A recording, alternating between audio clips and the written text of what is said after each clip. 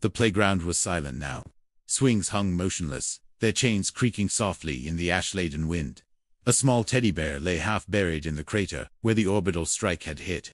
One button eye staring at the sky where the Empire's warships had disappeared, like ghosts after their massacre. Across 17 colonies, the scene repeated: kindergartens reduced to glass. Schools where children had been singing, now nothing but shadows burned into walls.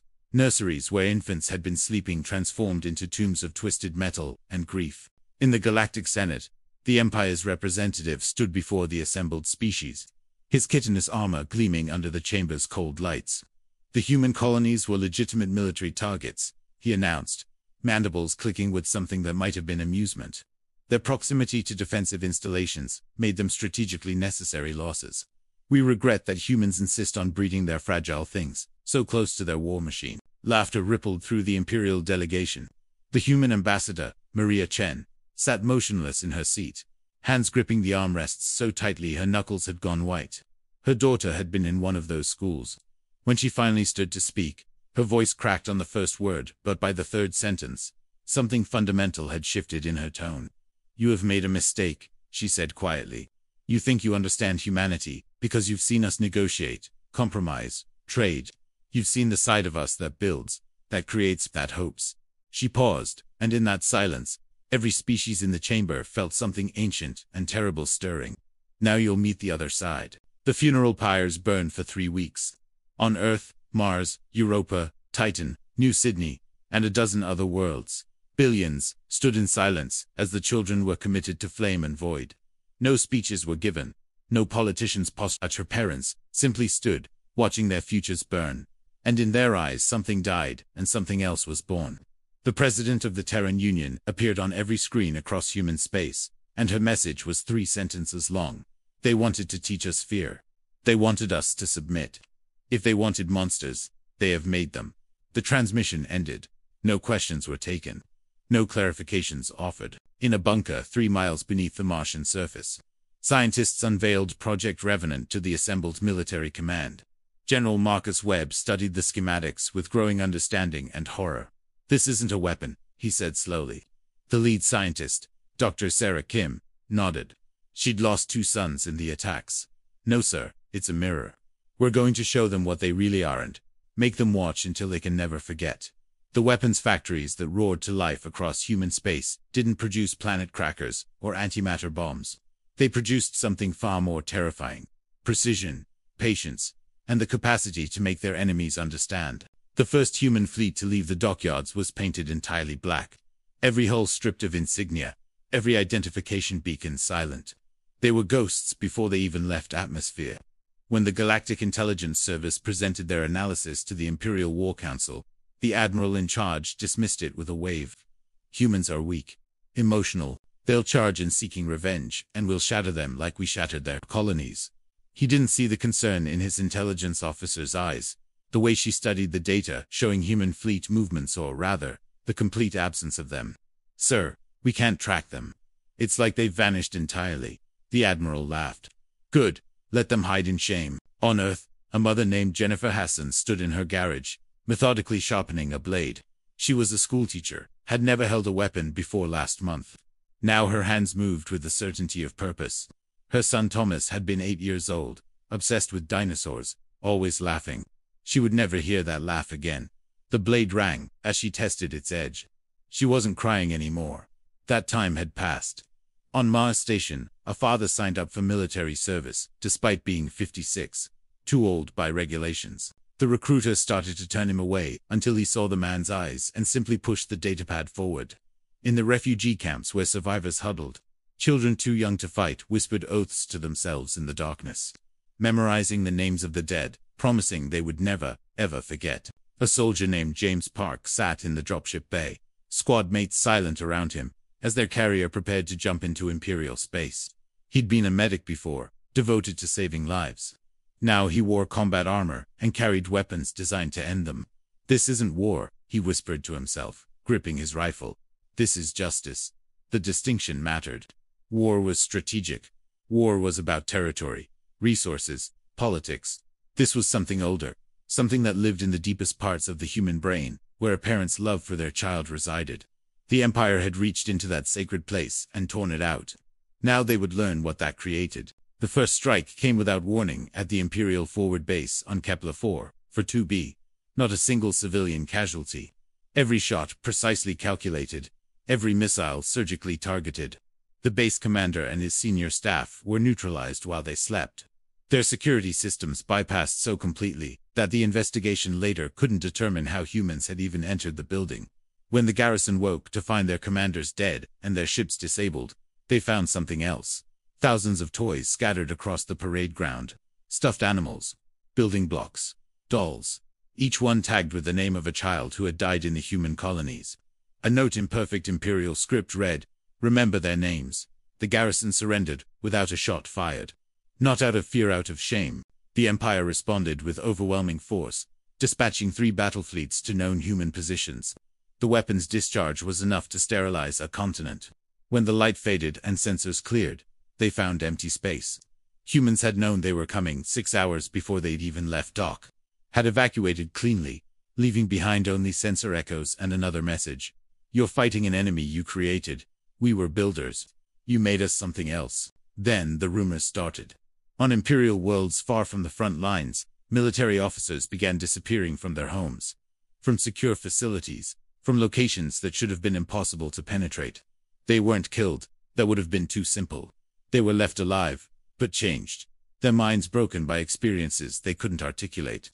One admiral was found wandering his own capital city, weeping uncontrollably, clutching a child's shoe. Another was discovered in her office, having written a single phrase 17,000 times across every surface. They were just children. The Imperial Security Service tried to suppress the stories, but fear spreads faster than propaganda. Soldiers began refusing deployments. Officers resigned their commissions.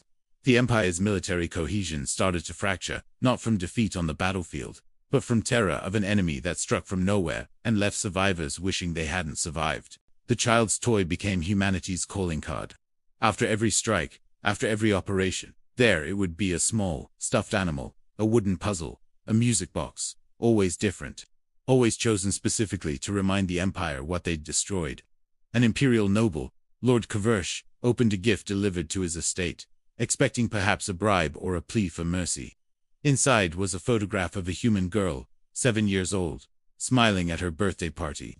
On the back, written in Kavrish's own handwriting, from his personal communications, was his order: acceptable collateral damage. Proceed with orbital strike. Below it, in different ink, her name was Sophie Chen. She wanted to be a veterinarian. Remember her?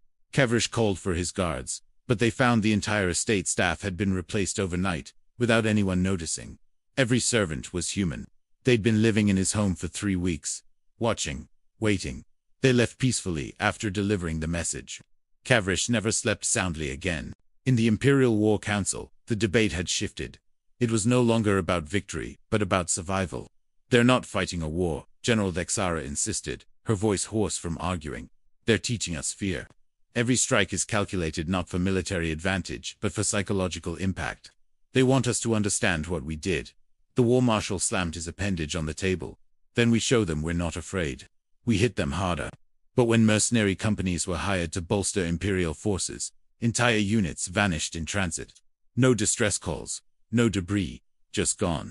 Later, representatives from those mercenary guilds received packages containing personal items from the missing soldiers, and recordings of them being released unharmed on neutral worlds, along with a message: "We are not your enemy. The Empire is. We do not kill those who haven't killed our children." On a liberated slave world, designated only by coordinates, human soldiers moved through the compounds, not as conquerors, but as liberators. They freed everyone, aliens of species they'd never seen before, beings enslaved by the Empire for generations. As the freed captives fled, alien children approached the human soldiers cautiously. One small Vexaran, barely old enough to walk, touched a soldier's armored hand, and whispered a word in broken human language. "Friend." The soldier, Sergeant Maria Santos, knelt down and smiled through her tears. "Yes, little one. Friend." The freed children spread the word. Humans didn't just fight for themselves, they fought for all children. The propaganda impact across the galaxy was devastating to the Empire. Allies emerged not through treaties, but through actions. Species who had remained neutral began quietly providing intelligence. safe harbor, resources. They didn't do it because they loved humanity, they did it because humanity had reminded them what was worth protecting. A delegation from the Threne Collective arrived at the human fleet requesting an audience. "We have no formal alliance," their speaker said carefully, "but our children are singing songs about yours. If you'll accept, we would like to help ensure no one's children are murdered again." Admiral Wei considered them for a long moment, then nodded once. "Welcome to the family." The captured human soldier smiled when they brought him to the interrogation chamber. And that smile terrified his captors more than any threat could have. "You'll meet the other side soon," he said quietly, almost gently. The interrogators pressed him. What did that mean? What was humanity planning? He just kept smiling. "You already know. You've seen it. You just don't want to believe it yet." That night, the prison went dark. Emergency power failed, despite triple redundancy. When the lights returned 4 hours later, every guard and interrogator was dead, killed with precision efficiency. The human prisoners were gone. The security recordings showed nothing, just darkness, and the faint sound of children singing. The galaxy watched as the final human fleet assembled in the oort cloud of a dead system, broadcast on every channel. It was massive beyond comprehension, built in secret from the shattered remains of destroyed colonies. Every gram of industrial capacity focused on this moment. What made aliens stop and stare in horror wasn't the size of the fleet, it was what was painted on every hull. Faces, thousands upon thousands of children's faces, each one a portrait, each one a name, each one a life the Empire had stolen. The broadcast showed close-ups: Sophie Chen, age 7, Marcus Washington, age 4, Yuki Tanaka, age 11. The list went on for hours. This wasn't a fleet going to war. This was a memorial that could fight back. The assault on the imperial capital was broadcast across every planet, every station, every ship in the galaxy. Humanity wanted witnesses. They wanted the universe to see. The Empire's vaunted defenses, layers upon layers of weapons, platforms, and shield generators, were dismantled with shocking efficiency. Civilian areas were scrupulously avoided. Evacuation routes were protected by human ships. When confused imperial citizens fled their homes, they found human soldiers directing them to safety, providing food and water, treating their wounded. "This isn't your punishment," human troops told them over and over. "This is your leader's reckoning." The Imperial Senate dissolved into chaos as human forces walked their halls, not as conquerors but as prosecutors. The Emperor himself was taken into custody, not roughly but with formal precision. He was brought before a tribunal unprecedented in galactic history, tried not just for crimes against humanity but for crimes against all children everywhere. The prosecution presented evidence spanning decades: orphanages bombed on subject worlds, refugee centers targeted, schools destroyed across a dozen species. The Empire hadn't just killed human children, they had made it policy everywhere. Humanity had simply been the first to make them pay for it. Alien survivors were called to testify. Species the galaxy had forgotten. Children grown to adults who remembered. "They defend us too," one Marek survivor whispered. "The humans came for their own, but they saved us all." The execution of the Emperor was broadcast, but not sensationalized. There was no brutality, no torture, no spectacle, just silence and inevitability. Humanity denied him the glory of a warrior's death, the martyrdom of persecution. He was simply removed from existence, and the galaxy moved on without him. In the aftermath, across 1,000 worlds, parents clutched their children tighter. The whispered words were the same in 100 languages. "The humans protect the little ones." Humanity could have stayed, could have claimed the throne, become the new empire. Instead, they retreated to their borders and began building something else: memorials on alien worlds where children had died, regardless of species. Each one carried the same inscription: never again, never forgotten, never forgiven. The message was clear: humanity would not rule, but they would remember, they would watch. And if anyone, anywhere, decided children were acceptable casualties, they would meet that other side again. On a reconstructed colony, a lone alien child approached a human soldier who was preparing to leave. "Why did you fight?" she asked in careful, practiced human speech. The soldier, James Park, knelt down to her level. He thought about his answer for a long time, about all the death and fury and calculated terror they'd unleashed. "Because you deserve to laugh again," he said finally. "Because every child does." The girl smiled and ran back to her friends, alien and human children playing together in a rebuilt playground, their laughter rising into a sky free from the shadow of orbital weapons. In the void between stars, the ghosts of human children smiled and finally rested.